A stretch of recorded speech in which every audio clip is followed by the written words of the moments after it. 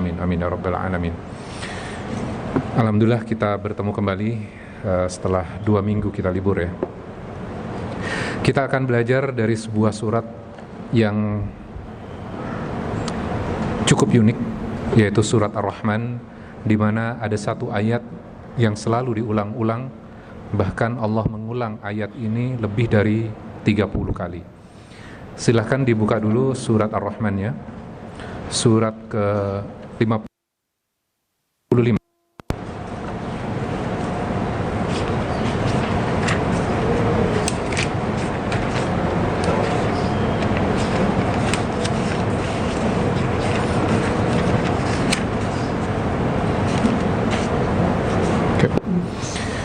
Sebagai pengantar, ketika kita studi Quran, maka salah satu metodologi yang membuat saya nyaman adalah kita belajar di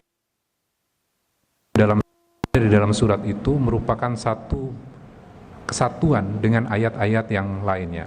Jadi dalam satu surat itu saling terikat satu ayat dengan ayat yang lainnya, sehingga kita perlu mempelajarinya keseluruhan dari surat ini sehingga pemahaman kita bisa lebih komprehensif. Nah, metode itu yang kita akan terapkan di surat Ar-Rahman ini ya. Kita akan belajar mulai dari ayat ke-13, di mana pertama kali Allah mengungkapkan kepada kita fabi ayyi ala'i rabbikuma tukadziban. Kalau kita lihat terjemahannya, maka di dalam terjemahan Al-Quran yang kita miliki, mungkin di Bapak Ibu sekalian bisa dilihat di ayat ke-13, maka nikmat Tuhanmu yang manakah yang kamu dustakan. Ayat ini sebenarnya esensinya apa sebenarnya? Boleh dibantu? Ayat ini bercerita tentang apa? Atau mengingatkan kita untuk apa? Bersyukur. Nah, pertanyaannya, kenapa kok sampai lebih dari 30 kali Allah mengulang fabi ayyi ala'i rabbikuma tukadziban? Kenapa? Manusia lemah untuk diingatkan. Ya. Supaya kita mudah saja, saya berikan sebuah contoh. Ketika dulu kita waktu masih remaja, SMP, ya, bayangkan ketika dulu kita SMP, ada yang menyenggol diri kita emosi nggak? Bawaannya udah mau mukul ya, bawaannya sudah emosi dan mau mukul. Ketika mau mukul, biasanya teman-teman kita akan melerai nggak? Ada yang nggak, ada yang ya. Biasanya teman yang baik akan melerai. Tenang, tenang, tenang. Gak usah emosi, gak usah emosi. Nah, teman kita mengatakan itu sekali atau berulang-ulang? Berulang-ulang. Kenapa? Karena kita sedang fokus kepada orang yang sedang menyinggung kita, sehingga kita tidak memperdulikan perkataannya dia. Maka perlu diingatkan berulang-ulang. Manusia sesungguhnya pada dasarnya tidak bersyukur, sehingga perlu diingatkan berulang-ulang. Dan bagaimana kreatifnya Allah mengulang ayat ini dengan berbagai macam angle. Ada yang diingatkan dari satu sisi, kemudian diingatkan dengan sisi yang lain, diingatkan dengan siksa neraka, diingatkan dengan nikmat surga. Macam-macam. Endingnya apa? Fabi ayyi ala'i rabbikuma tukadziban. Ada kadang beberapa orang harus diingatkan dengan peringatan yang sangat keras, dengan ancaman, baru sadar. Ada yang perlu diingatkan dengan kelembutan, dengan reward, dengan kasih hadiah. Ada yang seperti itu kan? Maka di surat Ar-Rahman ini Allah begitu kreatif sekali mengingatkan kita manusia yang pada dasarnya tidak bersyukur.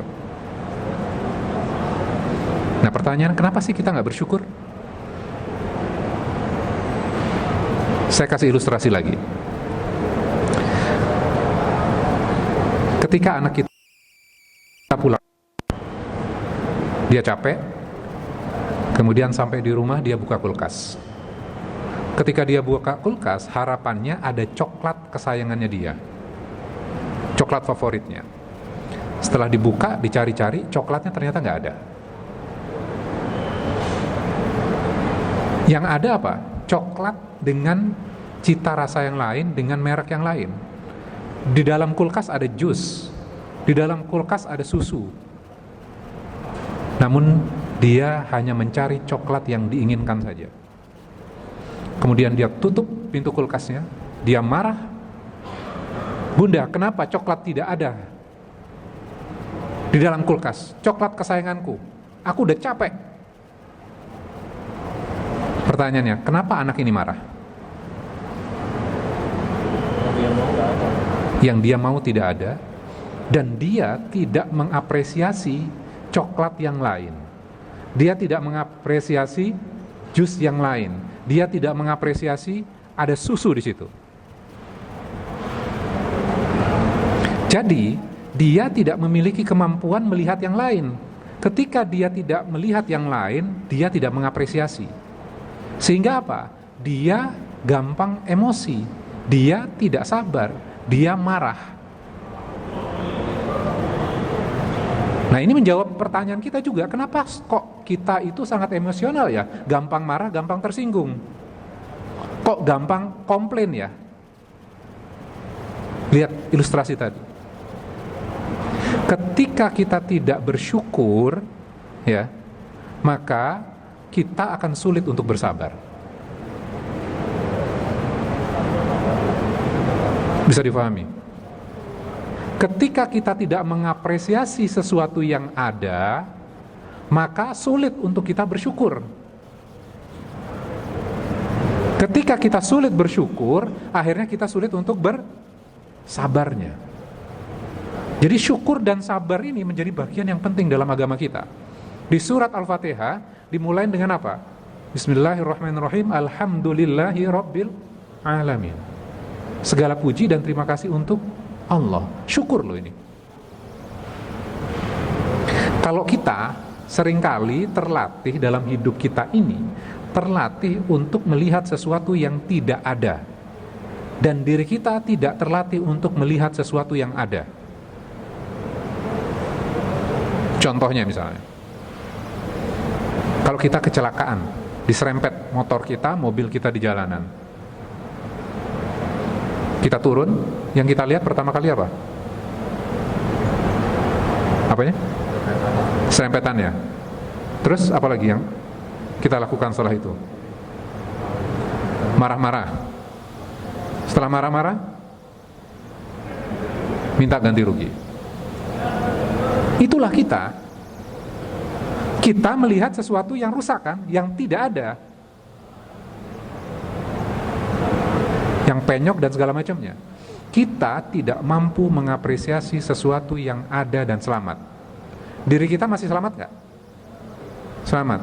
Masih banyak gak bagian mobil kita atau kendaraan kita, motor kita yang masih benar, yang masih baik? Masih banyak. Kita fokus kepada apa? Yang rusak. Tidak fokus kepada sesuatu yang tidak rusak. Jadi cara pandang kita membuat akhirnya apa? Mempengaruhi sikap kita. Sehingga apa? Kita gampang emosional. Makanya kita itu tidak bersyukur sebenarnya. Kita tidak mengapresiasi sesuatu yang ada dan yang masih baik. Benar nggak? Jadi perlu kita diingatkan berulang-ulang. Oke, cukup ya contohnya. Maka ayat ini mengatakan fabi ayyi ala'i rabbikuma tukadziban. Maka nikmat mana sajakah dari Tuhanmu yang kalian dustakan? Sekarang kita masuk kepada ayatnya. Kita akan roll through ya beberapa ayat sekaligus supaya kita dapat pemahaman komprehensifnya. Saya mulai dulu dengan fabi ayyi ala'i rabbikuma tukadziban. Kalau lihat terjemahannya akan berbeda kalau saya terjemahin per kata. Kuma, fabi ayyi ala'i rabbikuma, kuma itu adalah dua. Bukan kamu dalam bahasa Indonesia, kamu itu kan bisa banyak ya. ini spesifik sekali kalian berdua. Jadi kalau kita terjemahkan, maka nikmat mana sajakah dari Tuhan kalian berdua yang kalian berdua dustakan? Pertanyaannya kepada kita, loh kok berdua ya? Emang siapa yang Allah maksudkan berdua ini? Saya berikan pengantar seperti ini. Dalam struktur bahasa, biasanya kita menggunakan nama jelas dulu, kemudian menggunakan kata ganti. Misalnya, Mas Harlan itu adalah anak programming. Dia kerjanya di lantai 12 tower 1. Saya menggunakan kata dia setelah saya menggunakan kata nama Harlan. Dia itu mengacu kepada siapa? Harlan. Namun di struktur ayat ini Allah langsung menyebutkan fabi ayyi ala'i rabbikuma tukadziban, tidak menyebutkan nama sebelumnya, langsung menyebutkan berdua. Ketika kita berbuat maksiat, ketika kita tidak bersyukur, kita berbuat dosa, maka ketika kita melakukan pelanggaran itu sesungguhnya kita nggak sendiri, tapi ada yang membisikkan kepada kita. Siapa yang membisikkan kepada kita? Siapa? Siapa? Bangsa jin. Jenisnya setan ya. Yang membisikkan kepada kita. Dan tidak terlihat. Kemudian Allah mengatakan fabi ayyi ala'i rabbikuma tukadziban. Maka nikmat mana sajakah yang kalian berdua, yang kalian dustakan? Kita kan agak shock. Loh, saya sendiri kok yang melakukan dosa, kok tiba-tiba Allah mengatakan berdua? Kira-kira yang tidak terlihat shock juga enggak? Shock. Loh, kok saya kelihatan? Kok saya ketahuan? Bisa difahami ya? Jadi sesungguhnya ketika kita melakukan perbuatan dosa, kemaksiatan, sesungguhnya kita itu tidak bersyukur. Loh, kok tidak bersyukur? Loh, kan kita diberikan nikmat nih, tangan, kaki, pikiran, otak, kesehatan, kesempatan, tapi kita gunakan untuk bermaksiat, artinya kita nggak bersyukur. Kalau bersyukur pasti digunakan untuk kebaikan, ya nggak? Oke. Sudah paham ya? Fabi ayyi ala'i rabbikuma tukadziban. Ayat berikutnya baru dijelaskan, disebutkan khalaqal insan. Siapa? Kita manusia. Kemudian ayat berikutnya wa khalaqal janna mim marijim min nar. Siapa yang kedua disebutkan? Jin. Allah dia menciptakan manusia dari tanah seperti tembikar. Wa khalaqal janna mim marijim min nar. Menciptakan jin dari apa? Nyala api tanpa asap. Clear ya? Jadi bisa difahami ya 3 ayat ini. Nah, kemudian di sini ada kata sol-sol. Sol-sol itu apa? Kalau lihat terjemahan perkataannya apa di situ? Ada yang punya terjemahan perkata? Sol-sol itu maknanya adalah gini. Tanah yang kering. Jadi kalau sekarang kan musim hujan. Ketika nanti musim panas, tanah itu mengering kemudian sampai pecah-pecah. Dan tidak ada tumbuhan di atasnya yang bisa tumbuh. Kemudian kita ambil tanah itu, kemudian kita pegang dan tanah itu hancur. Itu adalah sol-sol. Artinya apa? Tanah yang tidak bisa memberikan manfaat, keras, tapi ketika dipegang hancur. Kamu itu terbuat dari situ. Kamu kok sok-sokan tidak bersyukur. Kadang kita dalam hidup mengalami sebuah delusi nilai. Delusi nilai maksudnya apa? Kita beranggapan diri kita luar biasa. Kita hebat, saya kakak, saya orang terhormat. Jadi orang harus respect kepada saya. Ketika tidak respect, maka saya tersinggung. Siapa kamu? Kamu itu terbuat dari sol-sol.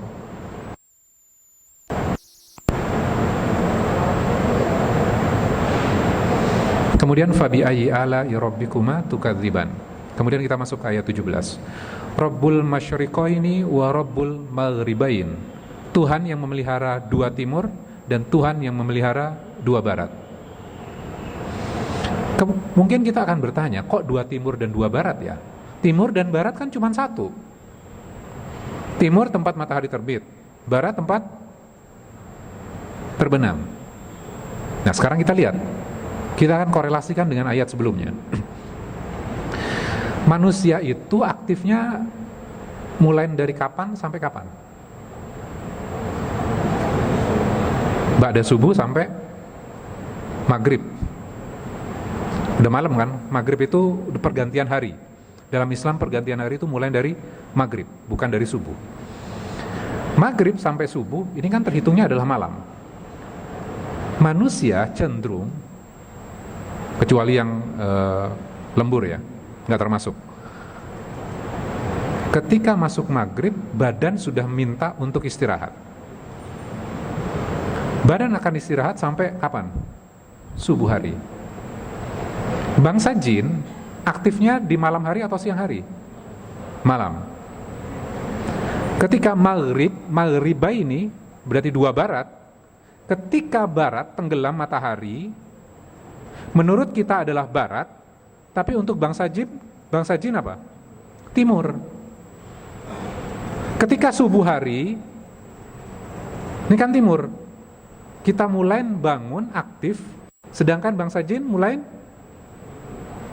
istirahat. Jadi dua timur dan dua barat. Untuk siapa? Jin dan manusia. Lihat beberapa ayat sebelumnya. Oke. Berikutnya. Ketika maghrib, malam hari ya, sampai subuh, maghrib, isya dan subuh. Ketika kita sholat, suaranya dikeraskan nggak? Kenapa dikeraskan? Nah ini kan perlu kita analisa. Kenapa dikeraskan? Lihat, bangsa jin aktif nggak? Godaan ketika malam hari lebih besar nggak? Lebih besar. Ketika lebih besar, maka ayat-ayat yang kita baca di dalam sholat, maka harus kita keraskan. Untuk apa? Memprotek diri kita.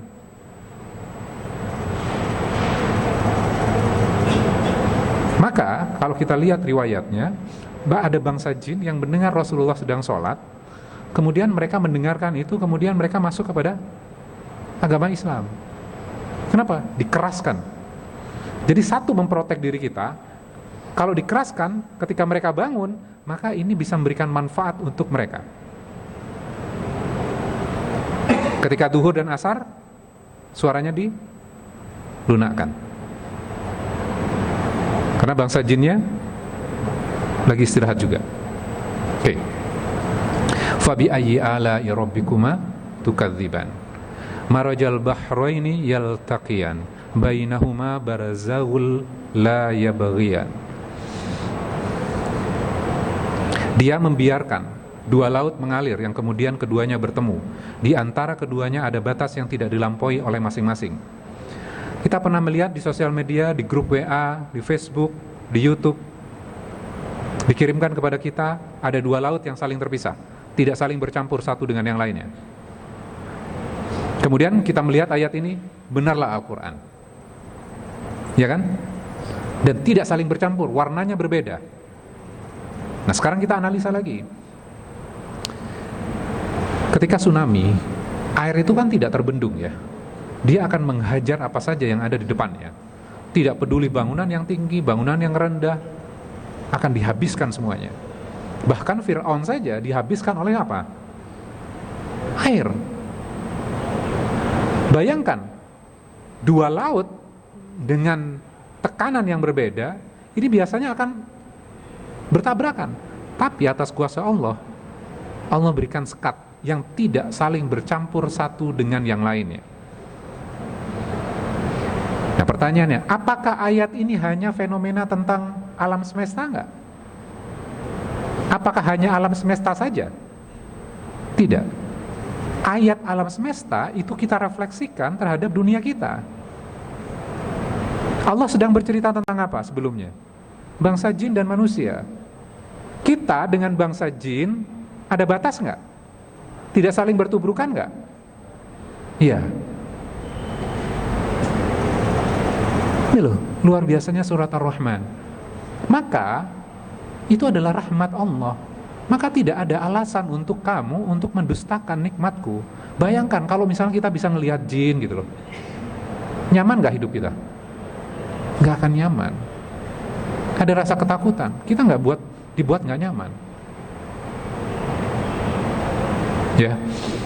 Jadi ada batasnya, ada sekatnya. Fabi ayyi ala ya rabbikuma tukadziban. Yakhruju minhumal lu'lu wal marjan. Fabi ayyi ala ya rabbikuma tukadziban. Walahul jawaril munsya'atu fil bahri kal a'lam. Fabi ayyi ala ya rabbikuma tukadziban. Dari keduanya keluar mutiara dan marjan. Maka nikmat mana sajakah dari Tuhan kalian berdua yang kalian berdua dustakan? Miliknya lah kapal-kapal yang berlayar di lautan bagaikan gunung-gunung. Nah sekarang kita analisa lagi nih. Mutiara adanya di mana Pak? Di laut. Bukan di toko mutiara ya. Adanya di laut. Di lautnya di mana? Di permukaan, di tengah-tengah atau di dasar? Di dasar. Mutiara itu besar atau kecil? Kecil kan? Yang kecil ini tenggelam nggak? Sampai ke dasar laut loh. Sedangkan kapal yang besar adanya di mana? Di permukaan. Kuasanya siapa? Yang kecil ditenggelamin, logikanya adalah yang kecil ngapung kan? Yang besar tenggelam. Tapi buat Allah, terserah Allah, yang kecil akan ditenggelamkan, yang besar diapungkan. Maka itu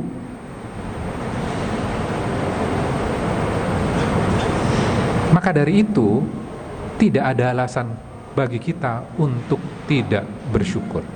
Fabi ayyi ala ya rabbikuma tukadziban.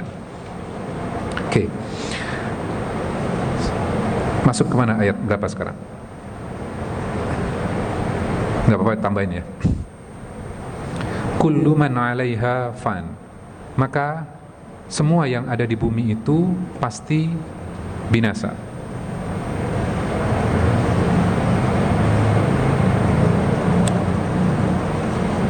Orang-orang ateis mengatakan bahwa kenapa kita harus menyembah Tuhan yang Tuhan itu membuat kita dirinya lemah, sakit-sakitan. Sekarang dengan virus corona membuat kita takut. Kenapa semuanya itu diciptakan seperti itu? Kan Tuhan maha kuat.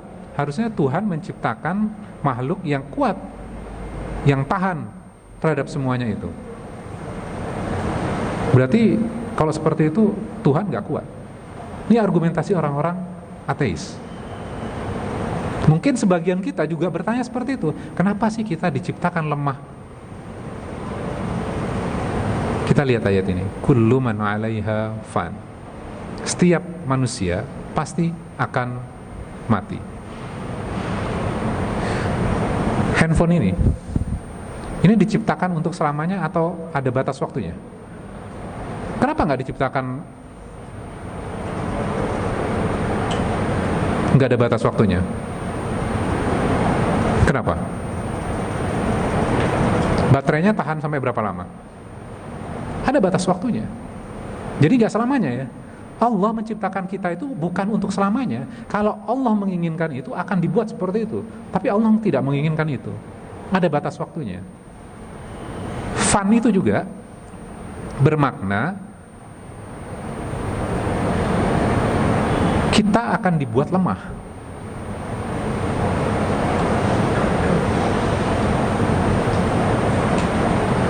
Ketika umurnya sudah mulai tua ya, tidur malam berkurang nggak?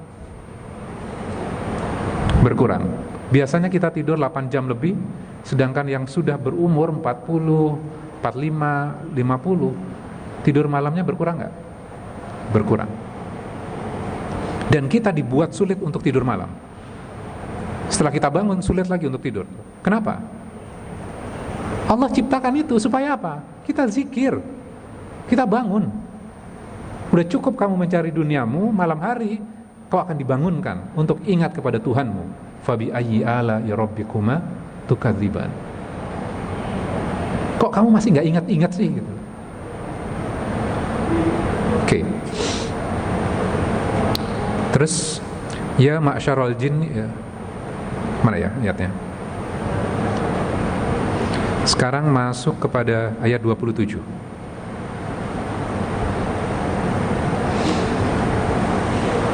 Tetapi wajah Tuhanmu yang memiliki kebesaran dan kemuliaan yang tetap kekal. Jadi yang akan ada itu hanya wajah Tuhan kita, kekuasaan dan kebesarannya Allah. Kita hidup itu di ayat 27 ya.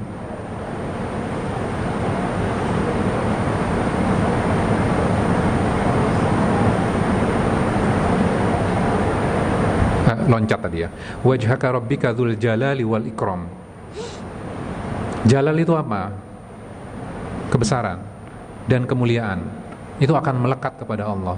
Kita itu kalau atlet ya, mendapatkan kemenangan, kebahagiaan, kebesaran kalau apa? Dia menang. Seorang jenderal ketika pulang dari medan perang, dia dapat bintang. Ya. Kan nggak lucu kalau misalnya tiba-tiba dia masang bintang sendiri, diakui nggak berarti? Tidak. Kenapa? Karena dia masang sendiri. Kebesaran dan kemuliaan itu harus ada yang memberikan. Kita mulia, kita besar itu karena ada yang memberikan. Kalau nggak ada orang lain, kita mulia nggak? Nggak. Kita besar nggak? Nggak. Siapa yang memberikan? Allah, semuanya akan kembali kepada Allah gitu. Jadi yang tinggal siapa? Yang ngasih nih. Rasulullah mulia itu karena apa? Karena Allah yang memberikan. Kemudian kita bersolawat kepada Rasul kita. Ya. Jadi yang tinggal hanya kekuasaan Allah saja. Kemudian ayat 29, apa yang di langit dan di bumi selalu meminta kepadanya setiap waktu dia dalam kesibukannya. Kalau kita berpikir kalau muslim meminta masuk akal, tapi kalau non muslim mereka minta nggak? Orang ateis minta kepada Tuhan nggak? Logika kita mengatakan enggak. Bahkan mereka menghina Tuhannya. Ketika mereka menghina Tuhannya, tenggorokannya, dari lisannya, di waktu bersamaan tenggorokannya berdoa kepada Allah, meminta kepada Allah, ya Allah berikan aku minum. Jantungnya meminta juga. Lisannya mendustakan, tapi bagian tubuhnya meminta kepada Allah. Jadi Allah sibuk ngurusin semuanya.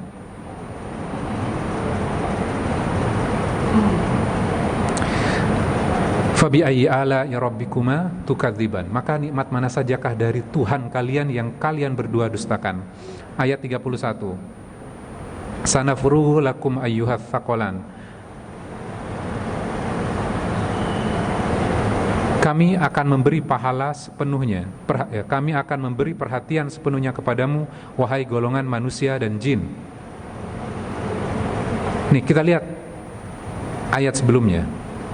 Allah kan sibuk mengurusi semua permintaan makhluknya. Kita beranggapan kalau saya berbuat dosa sedikit aja gitu loh, pasti Allah kan nggak tahu, nggak akan peduli. Allah lagi sibuk sama yang lain. Ini bayangkan seperti ini, supaya mudah. Di kelas, ketika dulu kita SMP, selesai ujian, selesai ulangan, biasanya guru ngecek hasil ujian ya, dikerjakan di sekolah, supaya di rumahnya nggak ada PR buat gurunya, dikerjain di sekolah. Murid-muridnya biasa dikasih apa? Tugas. Diberikan tugas, kemudian biasanya saling ngobrol, rame, gurunya bilang diam, diam sesaat, rame lagi. Kemudian guru yang sedang sibuk ini mengatakan seperti ini, Harlan, nanti selesai mata pelajaran ini ke ruangan saya.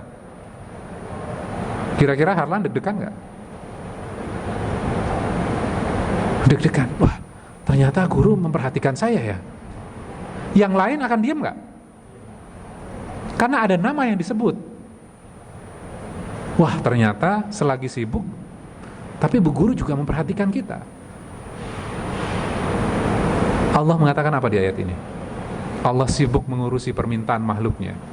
Kemudian ayat berikutnya, kami akan memberikan perhatian sepenuhnya kepadamu, wahai manusia dan jin. Jadi jangan coba-coba.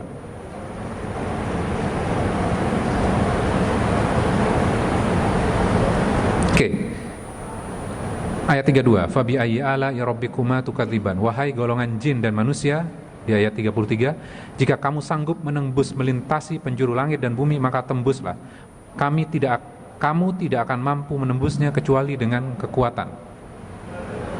Kita pikir ayat ini kaitannya dengan kehidupan kita sekarang. Ternyata ayat ini nanti di akhirat kelak, setelah ditantangin seperti ini, ayo coba lari. Golongan jin dan manusia. Di jin dulu disebutin. Ayo, lari. Bayangkan seperti ini. Kita kan sering nonton film. Tahanan ini dirantai, kemudian dilepas di alam bebas. Rantainya dicopot dulu, dilepaskan, dia bebas. Dikasih waktu 3 menit, kamu lari sekencang-kencangnya. Kemudian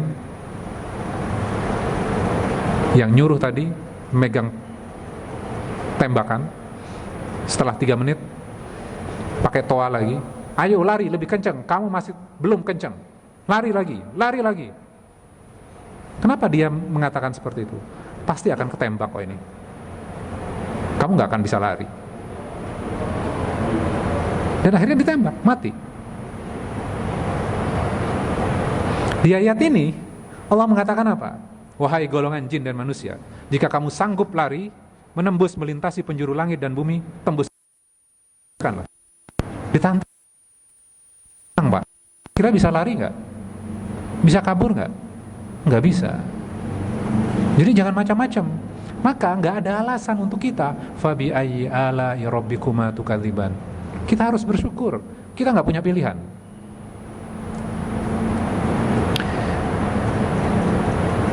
Kepada kamu jin dan manusia akan dikirim nyala api dan cairan tembaga panas sehingga kamu tidak dapat menyelamatkan diri. Ini kelanjutannya. Pasti akan ditembakkan untuk kamu. Ngeri nggak, Pak? Ngeri. Fabi ayyi ala'i rabbikuma tukadziban. Maka apabila langit telah terbelah dan menjadi mawar seperti kilauan minyak. Fabi ayyi ala'i rabbikuma tukadziban. Maka pada hari itu manusia dan jin tidak ditanya tentang dosanya. Pertanyaan, kenapa kita nggak ditanya? Kenapa, Pak? Ini kalau di kelas ya, hasil ujian dibagikan, dipanggil satu-satu.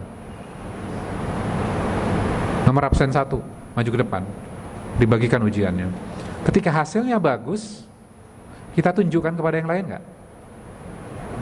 Tunjukin, malah pura-pura dijatuhin hasil ulangannya. Supaya apa? Yang lain ngelihat. Sombong gitu ya. Dilihatkan kepada yang lain. Tapi kalau nilainya jelek, diumpetin. Wajahnya kelihatan nggak? Kelihatan ya? Wajah orang salah sama orang yang berprestasi pasti berbeda. Jadi nggak usah ditanya. Kalau kita salah pun di hadapan bos kita akan kelihatan, wajah salahnya akan kelihatan. Kalau bohong, kelihatan juga. Fabi ayyi ala'i rabbikuma tukadziban. Yu'raful mujrimuna bisimahum fayu'khadhu bin nawasi wal aqdam. Dan kedua, maka orang-orang berdosa itu diketahui dengan tanda-tandanya, lalu direnggut ubun-ubun. Kalau kita memahami ayat Ar-Rahman ini sampai ayat berapa?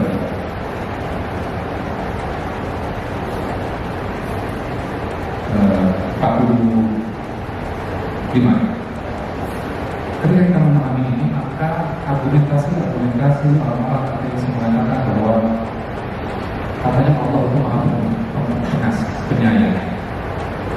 Kalau Allah maha pengasih dan penyayang, pasti tidak akan menciptakan peperangan, pertumpahan darah. Kok ada pertumpahan darah dan peperangan?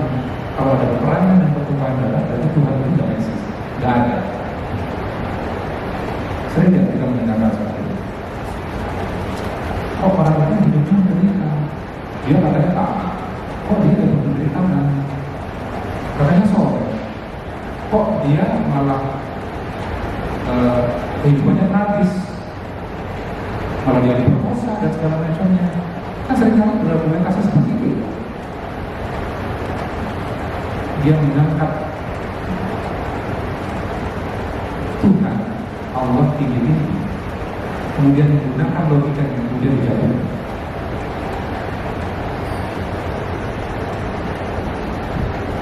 Padahal definisi Ar-Rahman bukan seperti yang mereka inginkan. Allah punya hak untuk mendefinisikan Ar-Rahman. Mereka mengatakan, kenapa Allah berceritakan tentang neraka? Saya nggak suka ayat neraka.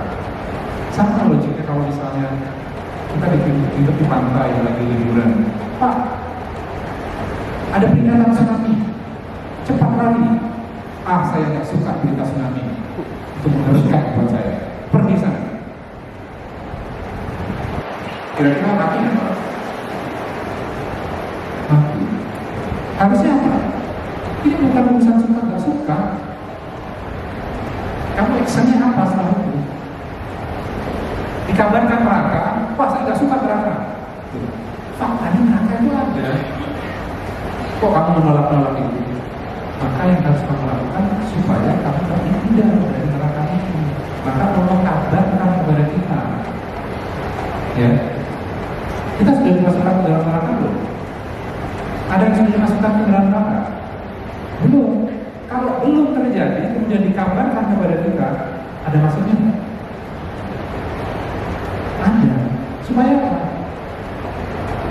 Supaya kita jangan masuk ke sana. Itulah Ar-Rahman. Jadi definisi Ar-Rahman itu sesuai dengan definisi yang Allah berikan kepada kita. Kalau kita kan pengennya apa? Ngatur. Seperti orang Kristen. Oke, cukup ya. Dengan saudara.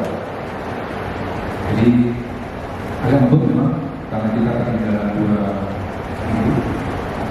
Materinya ini 3 minggu harusnya. Menyebutkan ditunaikan. Mudah-mudahan setelah kita belajar surat Al-Rahman ini memberikan pemahaman kepada kita bagaimana kedahsyatan dalam Al-Quran dan akan berbeda kalau misalnya kita ngajinya potongan-potongan ayat. Karena kita tidak bisa memahami flow-nya dari seluruhan dari surat. Dan ini bukan episode terakhir, karena di bagian berikutnya Allah akan bercerita tentang keindahan di dalam surga. Insya Allah juga akan menjawab apa yang akan didapatkan perempuan di dalam surga. Seringkali Allah bercerita laki-laki akan mendapatkan bidadari cantik yang masuk perawan. Terus perempuan dapat apa? Nggak disebutkan. Kadang-kadang kan buat kaum ibu kan kadang nitip dari temannya, padahal dirinya sendiri yang nanya nanti akan mendapatkan apa. Dan bagaimana nanti Allah berikan sebuah gambaran di surga itu antara satu ayat dengan ayat yang lain itu saling berkorelasi. Jadi nggak terputus. Insya Allah kalau ada kesempatan di depan kita akan selesaikan di surat Al-Rahman ini sampai ayat ke-67. Masih banyak. Sampai 70 kalau bisa. Cukup sampai di sini. Kita tutup dengan beberapa penulis sudah atau kita. Insyaallah dan mohon maaf jika ada kurang-kurang. Jika ini bermanfaat, silakan dibagikan kepada yang lain. Tidak harus menjadi ustaz dulu untuk bisa dibagikan Al-Quran. Kemarin saya bikin vlog sedikit kaitannya dengan logika keberagaman kita. Setelah saya sharing, kemudian ada jamaah yang sharing di tempatnya, di kampungnya. Kemudian setelah dia di kampungnya membagikan, kemudian cerita lagi ke saya. Dibilangnya sok-sok menjadi ustaz baru tahu 1 ayat, 2 ayat sudah menjadi ustaz.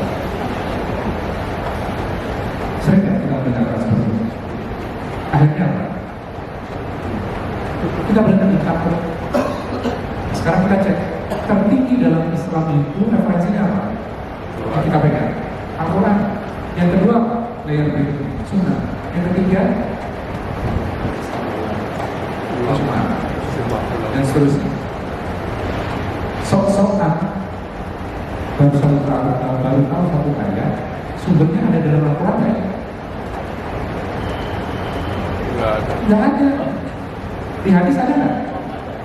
Sumbernya berarti nggak jelas. Dari siapa ini? Manusia. Sampaikan walaupun satu ayat ada sumbernya nggak? Dari siapa? Hadis dari Rasulullah. Seringkali kita mengikut yang mana? Ini sumbernya nggak jelas. Akhirnya dakwah itu sudah bersepakat. Kita tidak punya kewajiban untuk berbicara kepada. Jadi setelah tahu ini bahwa orang-orang istrinya dan anaknya cerita aja. Saya juga kadang setelah di rumah saya ceritakan lagi satu hal lain. Yang membuat saya kagum adalah sekarang saya ceritain dulu mana ada datang. Dia menjadi kesimpulannya.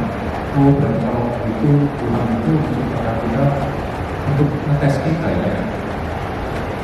Benar kan begitu? Benar. Jadi jangan remehkan anak-anak kita, tugas ayah yang mengajarkan fondasi buat anak-anak. Ya, silakan dibagikan. Kalau tidak cukup memahaminya, ini ada rekamannya, silakan dibuka kembali dan bisa di-share juga. Oke, assalamualaikum warahmatullahi wabarakatuh.